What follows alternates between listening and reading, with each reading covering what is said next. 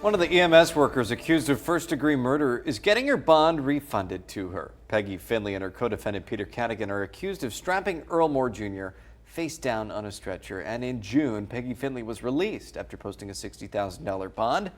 Now, since the end of cash bail went into effect, the court has ordered her release is now subject to the Safety Act, and her bond will be refunded. Now, our Julia Rozier has more on why her bond is being refunded in retrospect and how that process actually works under the new Illinois law. After months of being out on bond, one of the EMS workers accused of first-degree murder is having her conditions changed, including a refund of her bond. In June, Peggy Finley was released from the Sangamon County Jail after posting a $60,000 bond. Defendant can choose to operate under the old law, where they can post money and get out, or file a petition to be looked at under the new law. Earlier this month, Finley's attorney requested a refund of her bond and for her release to be pursuant to the Safety Act. Court documents say the reason for filing this order comes after her co-defendant, Peter Cadigan, was released on the Safety Act in October. The parties entered an agreed order, which in essence said that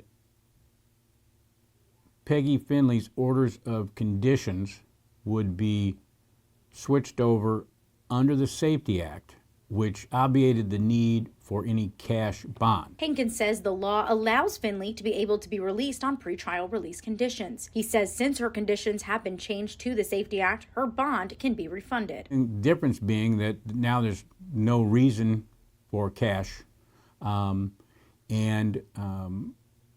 because of that, her bond was exonerated, which is the legal term for what happens in situations where bond's posted and it is either no longer necessary.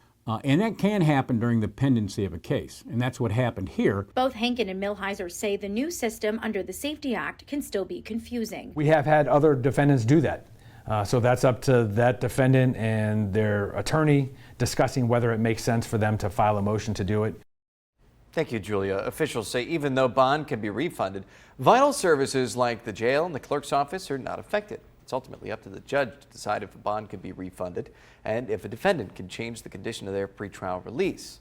Now, both Peggy Finley and Peter Cadigan will be back in the courtroom on January 29th. We'll have all the details here on Fox, Illinois.